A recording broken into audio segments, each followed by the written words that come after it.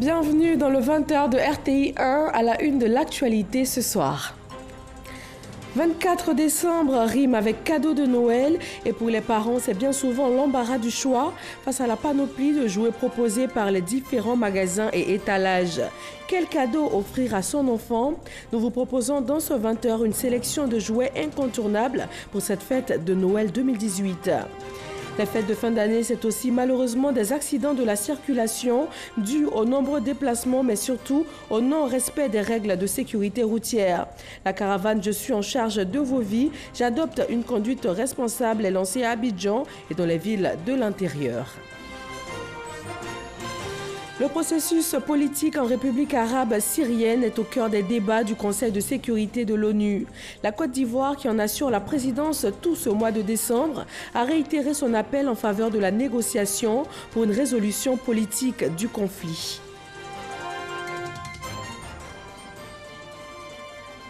Au moins 25 personnes tuées à Kaboul, la capitale afghane, dans l'attaque d'un complexe gouvernemental. 20 personnes ont été blessées dans cet assaut qui a duré plusieurs heures et s'est achevé avec la mort de 4 assaillants qui retenaient au moins 200 employés dans un des immeubles occupés. Bonsoir à tous, merci de nous suivre sur RTI 1 ce lundi 24 décembre. Un télégramme officiel de la présidence de la République pour ouvrir ce journal. Monsieur le Président, c'est avec une immense émotion que j'ai appris la triste nouvelle du tsunami qui a dévasté les côtes méridionales de Sumatra et l'extrémité occidentale de l'île de Java le samedi 22 décembre 2018, occasionnant près de 400 morts et 1500 blessés, de nombreux disparus et sinistrés, de même que d'importants dégâts matériels selon un bilan provisoire. En cette circonstance, monsieur, particulièrement douloureuse, le peuple et le gouvernement ivoirien se joignent à moi pour adresser à votre Excellence, au gouvernement et au peuple indonésien notre profonde compassion et notre solidarité. Je prie votre Excellence de bien vouloir transmettre aux familles des victimes mes condoléances les plus attristées et aux blessés mes vœux de prompt rétablissement et de réconfort. Très haute considération, c'est signé Alassane Ouattara, président de la République de Côte d'Ivoire. Et à ce sujet, les secouristes indonésiens recherchent toujours des survivants. Les experts mettent en garde contre le risque de déferlement de nouvelles vagues mortelles dues à l'activité volcanique qui continue dans la région. Des nouvelles plus gaies à présent, les fêtes de fin d'année, devant les jouets éducatifs, ludiques ou autres accessoires pour enfants, les parents n'ont que l'embarras du choix. La priorité étant de faire plaisir aux enfants avec le jouet qui va captiver leur attention. Sephora Zegui et Franco Adio ont sillonné quelques boutiques. Les fêtes de fin d'année, nous y sommes. Le moment est donc venu pour partir à la chasse au cadeau idéal. Une équation souvent difficile. Cette mère de famille a du mal à opérer son choix. Je viens chercher un petit cadeau, ma petite fille, soit une poupée, et les jouets éducatifs aussi. Et si pour offrir un cadeau à votre progéniture est parfois compliqué, alors voici quelques astuces. Pour les bébés, si vous voulez un cadeau mémorable, pensez à un doudou, un hochet ou un jeu de développement. C'est ce que recommandent les experts. Pour la petite fille, même si les nouvelles technologies ont pris le pas sur les cadeaux classiques, les maisons de poupées, jeux de société, jeux d'imitation ou encore de beauté ont encore la cote auprès des petites filles du monde entier. Pour le parent qui veut choisir des cadeaux pour son enfant, effectivement, il faut faire des choix judicieux. Comme je dis, il ne faut pas faire un choix par rapport à ton voisin, par rapport à ta voisine. Non. Il faut faire un choix par rapport à tes moyens, par rapport à ton enfant. C'est ça qui est le plus important. Ce qu'il faut, c'est que vous devez connaître l'environnement dans lequel votre enfant évolue et connaître la mentalité de votre enfant. Si la petite fille préfère les camions de pompiers, n'allez pas à l'encontre de ses désirs, offrez-lui des voiturettes. Pour les parents en manque d'idées, ils peuvent directement se rendre dans un magasin et là, sur place, les responsables pourront les aider. Il y a une large gamme de jouets, nous avons des poupées, on a des jeux créatifs, des perles. On a même des petites voitures électriques, même spéciales pour filles. On a une équipe même de psychologues ici dans nos magasins. Ils sont là spécialement pour s'occuper des clients, pour présenter aux clients qu'est-ce qui est bon pour leurs enfants, quelle qualité de produits d'enfants, quelle qualité de jouets est nécessaire pour l'apprentissage de l'enfant. Et pour le petit garçon, quel est le cadeau idéal? Camion des pompiers, voiture électrique ou encore robots ont toujours leur faveur. Mais à côté de ces jouets, vous trouverez dans les rayons des magasins d'autres jouets qui pourraient les intéresser. L'enfant peut avoir le choix de son cadeau. Quand l'enfant choisit son cadeau, il se sent valorisé. Vous voyez, l'enfant sait ce qu'il veut. C'est déjà bon. Maintenant, c'est à vous, le parent, à travers ce choix, de ne pas conduire l'enfant dans l'erreur. Le téléphone portable n'est pas recommandé pour les enfants de moins de 15 ans selon les sociologues. Pour plus d'originalité, offrez-leur un coffret de jeux de création. L'avantage, il correspond aussi bien aux filles qu'aux garçons. La fête de Noël n'est pas la seule opportunité pour faire des cadeaux à son enfant. L'anniversaire, les bons résultats à l'école sont autant d'occasions de les récompenser. Et pour cette fête de Noël, l'Assemblée nationale de Côte d'Ivoire a offert 284 cadeaux à des enfants de 4 communes d'Abidjan, Rojantele Soro et Arman Guivé. Assemblée nationale, ambiance inhabituelle pour un parlement ivoirien aux couleurs de la Noël. Réaliser le rêve de gamin en leur ouvrant les portes de l'hémicycle avec en prime un Père Noël particulier. Le président de l'Assemblée nationale, Guillaume Soro, couvre ainsi de cadeaux les enfants de 9 organisations non gouvernementales. Il y a eu Père Noël, il a mangé, il a dansé, j'étais contente. Chers enfants, au nom de Monsieur le Président de l'Assemblée nationale, je vous souhaite la bienvenue au palais de l'Assemblée nationale, notre maison à nous tous. Son Excellence Bafoni Guillaume a toujours eu une oreille attentive aux préoccupations de ses concitoyens et aux questions qui touchent les enfants, frange la plus fragile de la population. Ainsi, à l'occasion de la fête de Noël, il entend vivre et partager cet instant de bonheur avec 284 enfants issus des couches les plus défavorisées et provenant d'horizons divers. Sapin de Noël illuminé, une entrée au Parlement pour célébrer la Noël, une sortie que ces enfants n'oublieront pas de sitôt. Non plus ne l'oublieront pas de sitôt. Plus de 3000 enfants issus de familles défavorisées ont vécu la magie de Noël. La ministre de la Solidarité, de la Cohésion sociale et de la lutte contre la pauvreté, Mariatou Kone, leur a donné le sourire. Sephora Zegui et Patricia Omouetia. Plus de 3000 enfants vulnérables, dont 1200 à Abidjan, reçoivent des mains de la ministre de la Solidarité, de la Cohésion sociale et de la lutte contre la pauvreté des présents en guise de cadeaux de Noël. Pour la ministre, la fête de Noël est un moment de convivialité, de réjouissance à partager avec les personnes moins nanties de notre entourage. Son Excellence, Monsieur le Président de la République,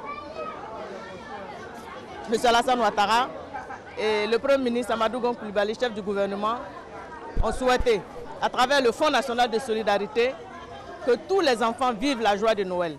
Aussi bien les enfants de quartiers nantis ou de villages nantis que les enfants vulnérables. C'est pour vraiment apporter le sourire aux enfants vulnérables.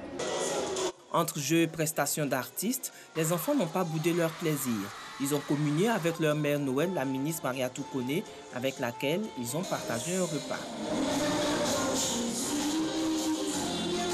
Je suis contente d'avoir les cadeaux de Madame la ministre. Je lui dis merci. Merci beaucoup. Je suis contente parce qu'ils m'ont donné des cadeaux. Je suis très heureuse. Madame la ministre, Dieu te bénit. Je dis merci à Pépé Alassane Ouattara. Je dis merci à Pépé Gon Coulibaly. Je dis merci à Mémé Mariatou Kone. J'ai reçu mon cadeau. Je suis heureux. En plus des cadeaux, les enfants ont eu droit à un repas complet. Des vivres ont également été offerts à 30 structures caritatives venues de l'intérieur du pays. Notons que cette initiative s'inscrit dans le cadre des activités du Fonds national de la solidarité au profit des personnes démunies. Les enfants en situation de handicap de l'Institut national ivoirien pour la promotion des aveugles ont aussi reçu leur cadeau de Noël, Davis Oyo et Arman Guivé. Offrir un Noël inoubliable aux enfants en situation de handicap, c'est le but recherché par Pascal Kouakou Ebinan, ministre de l'Emploi et de la Protection sociale, et Jean-Claude Kouassi, ministre des Mines, et de la géologie.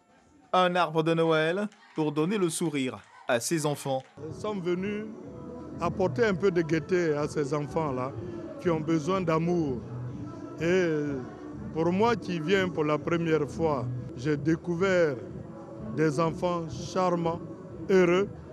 Et donc c'est avec beaucoup de plaisir que je repars d'ici, confiant. Parce que ces enfants-là, c'est l'avenir de la Côte d'Ivoire. L'année dernière, en les quittant à Noël, j'avais dit que j'allais revenir leur offrir des présents, leur montrer toute notre joie d'être à leur côté et leur témoigner surtout l'amour que nous leur portons. Ces enfants, au nombre de 300, sourds, muets et aveugles, les mains chargées de cadeaux, ont vécu la magie de Noël. Merci aux deux ministres pour les cadeaux qu'ils ont fait, les cadeaux de Noël qu'ils ont fait à tous les enfants de l'école ivoirienne pour les sourds. Des enfants heureux qui ont fait montre de leur talent artistique. Prestations d'artistes, représentations scéniques, jeux et danses en meublé. C'est arbre de Noël. En cette période festive, on enregistre également de nombreux déplacements de population. La caravane de sécurité routière vient sensibiliser les conducteurs et les passagers et même les piétons au respect des règles de sécurité routière. Objectif, 0 décès dû aux accidents de la route durant ces fêtes de fin d'année. Cita Soro. Noël, Nouvel An, nous sommes en période de fête. Les gares routières sont prises d'assaut dans une ambiance particulière. Transporteurs et passagers, tous sur le départ. Un seul objectif, arriver à temps pour les fêtes, même s'il faut faire l'excès de vitesse. Les passagers aiment trop la vitesse. Ils disent qu'ils vont loin. Donc pour eux, ce n'est pas une porte c'est pas à côté. Donc il faut forcément la vitesse. Si on doit tenir de ce que les passagers nous disent, va vite, on risque de se mettre dans des problèmes. Voilà, avec, toi, tu peux être prudent, mais l'autre qui est en face de toi, tu ne sais pas s'il est prudent, ça peut nous mettre dans beaucoup de danger. Je suis là depuis 5h35, maintenant il y a une voiture pour aller à Minignan. Pourtant, cette période est celle pendant laquelle l'on enregistre le plus d'accidents de la circulation. C'est justement cette période qu'a choisi le ministère du Transport pour sensibiliser. Il vient donc de lancer la caravane de sécurité routière dénommée « Je suis en charge de vos vies, j'adopte une conduite responsable ». À travers cette caravane, le ministre du Transport, en collaboration avec celui de l'équipement et de l'entretien routier, vise 0 accident routier pendant ces fêtes, donc à une conduite responsable. Trop d'accidents mortels. C'est le pays, c'est l'économie du pays qui en prend un coup. Nous profitons de cette occasion pour lancer le message à la prudence sur nos routes, au respect du code de la route, parce que nous voulons que vous et nous passions les fêtes en famille, dans la joie, dans la gaieté. Chaque année, environ 6 000 cas d'accidents de la circulation sont enregistrés en Côte d'Ivoire, faisant au moins 600 tués et plus de 13 000 blessés, selon l'Office de la sécurité routière, OSER.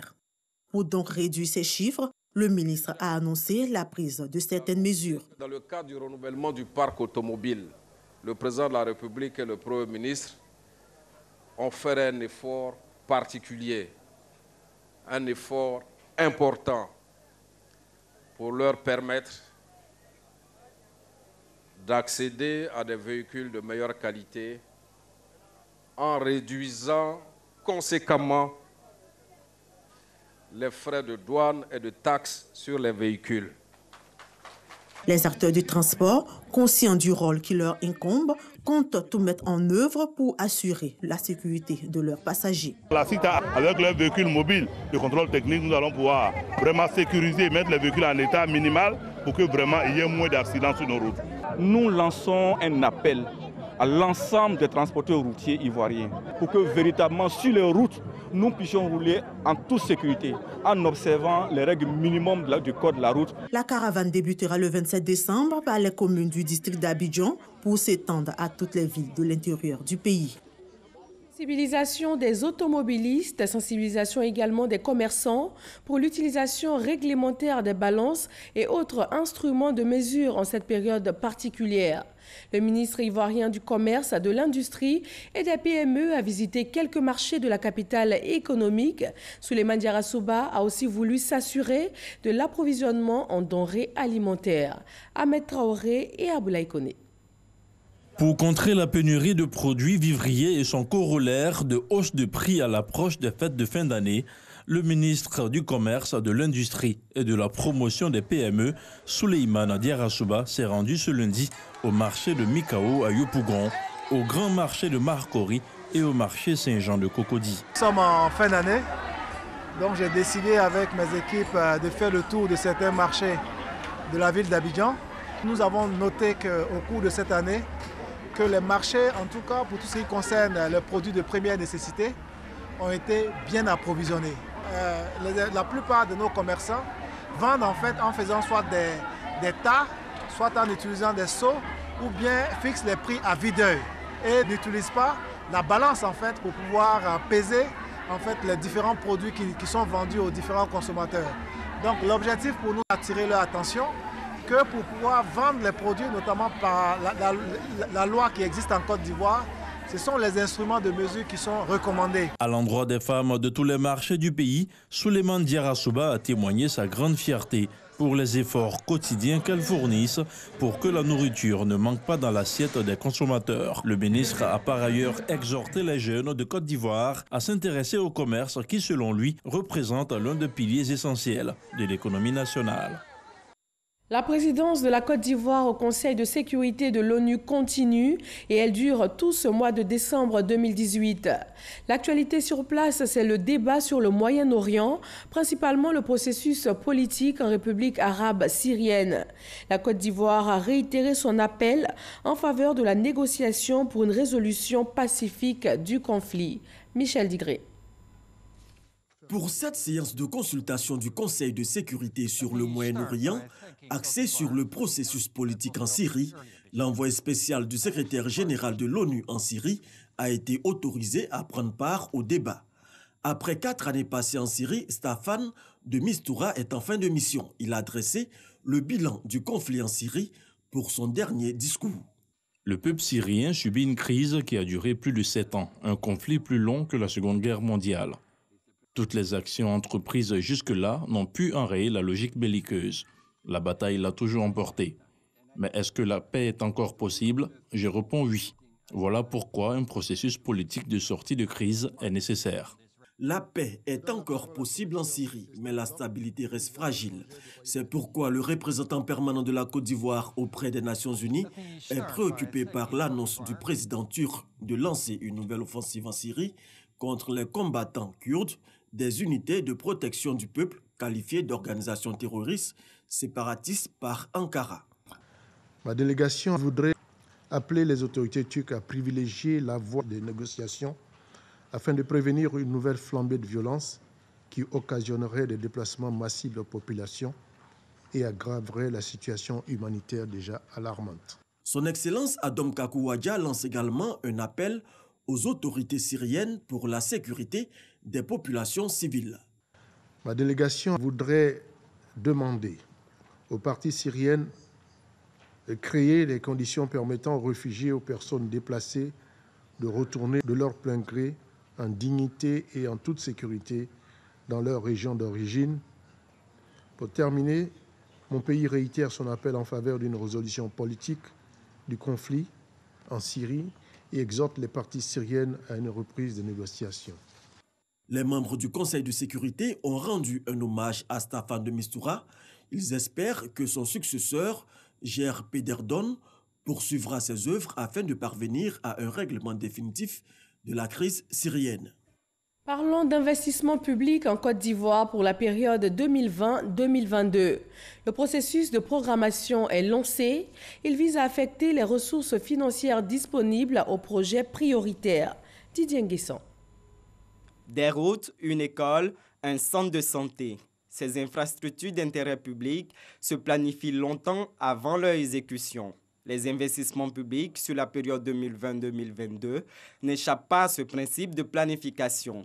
Le ministère du Plan et du Développement vient de lancer le processus de leur programmation. Ce programme permettra d'accélérer la réalisation des programmes à fort impact social dans les secteurs prioritaires dont l'éducation, la santé, la formation, l'eau potable, l'assainissement, le logement et la protection sociale, pour lesquels les dépenses pour pauvres ont quasiment doublé de 2012 à 2017, passant de 1080 milliards à 2070 milliards de francs CFA. Selon le directeur de la programmation des investissements publics, le processus vise à atteindre l'efficacité des dépenses publiques avec en prime l'accès aux services sociaux de base pour les populations. Les projets sélectionnés doivent satisfaire à plusieurs critères, notamment la viabilité et le niveau de financement. Nous allons vraiment mettre l'accent sur le suivi des projets pour nous assurer que l'ensemble des marchés qui sont passés, l'ensemble des infrastructures qui sont réalisées, soient de qualité et soient durables. Concernant le budget, plusieurs innovations sont annoncées. Ce volet budgétaire-là introduit plusieurs innovations, notamment la pluriannualité. Voilà, c'est de permettre donc à des projets structurants, c'est de permettre donc aux dépenses d'investissement d'être programmées sur une période où le Parlement pourra prendre des engagements. Voilà, donc sur un certain nombre de dépenses d'investissement sur une période qui va au-delà de 1 an. Les projets inscrits à la programmation des investissements publics sont prioritaires dans le cadre du budget de l'État. Dans le domaine de la santé, ils sont plus de 200 des agents, infirmiers, diplômés d'État et sages-femmes à être opérationnels à l'issue de 3 ans de formation au sein de l'INFAS de Korogo. Ils ont prêté serment au cours de la cérémonie de baptême initiée par l'Institut de formation des agents de la santé à Mississauga. Une salle de simulation de l'INFAS de Korogo. Ici, les étudiants se frottent à la pratique. Une formation qui vise à la maîtrise des techniques du soin et d'accouchement. Plusieurs mannequins pour l'accouchement et la réanimation du nouveau-né, entre autres. 3 ans sont nécessaires pour bien assimiler la formation. C'est une salle qui permet aux étudiants de faire les manipulations, tâche par tâche, avant d'aller faire la pratique sur le terrain. Tout ça, c'est pour prodiguer des soins de qualité et des soins sécurisés.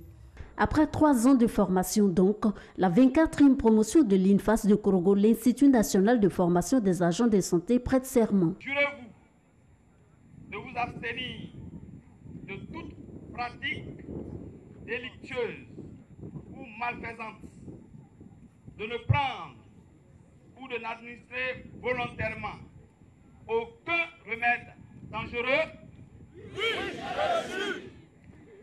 131 infirmiers et 71 sages-femmes ont obtenu le diplôme d'État et sont donc disposés à se consacrer au bien-être de la population. Il est notre devoir de sensibiliser encore nos camarades sur le terrain que réellement la mission qui nous est assignée, qui est d'accompagner nos parents déjà dans le centre de santé, que cela vraiment soit respecté. Et nous, à notre niveau, rehausser l'image de notre corporation. L'INFAS de Korogo se veut un établissement d'excellence en matière de formation des professionnels de santé, d'où le taux de réussite de plus de 97% de cette promotion. Ce métier est un sacerdoce. Il exige de vous honneur et probité. Bientôt, vous serez dans vos services. C'est le lieu de dire que cet endroit n'est ni une maison de placement, ni une bourse de valeurs immobilières, ni une lonassie, et enfin un lieu où l'on reçoit le patient par la lourdeur de sa poche ou par affinité. Soyez des gens nouveaux au service de l'excellence. Au temps fort de cette cérémonie de baptême de fin de cycle de la 24e promotion, la passation de flambeau des infirmiers et sages-femmes à leurs cadets. Objectif, leur inculquer l'amour du travail pour le bonheur de la population. Cette cérémonie de baptême a été aussi l'occasion pour eux de sensibiliser les parents à travers un sketch sur les bonnes pratiques en santé. Dans le milieu de la lutte pour les droits de l'homme, Aminata Traoré est un nom bien connu. Cette écrivaine ivoirienne qui se bat contre les violences faites aux femmes a été distinguée. Elle est la lauréate du prix franco-allemand des droits de l'homme et de l'état de droit. Moussa Konaté. Aminata Traoré est la lauréate du prix franco-allemand des droits de l'homme et de l'état de droit, édition 2018. Elle est récompensée pour son combat contre les violences faites aux femmes. Précisément la mutilation génitale dont elle a été victime. J'aime pas trop le thème victime parce que le thème victime c'est résigné. Moi je dis que je suis survivante parce qu'on essaie de dépasser tout ce qu'on a vécu pour essayer d'apporter sa contribution.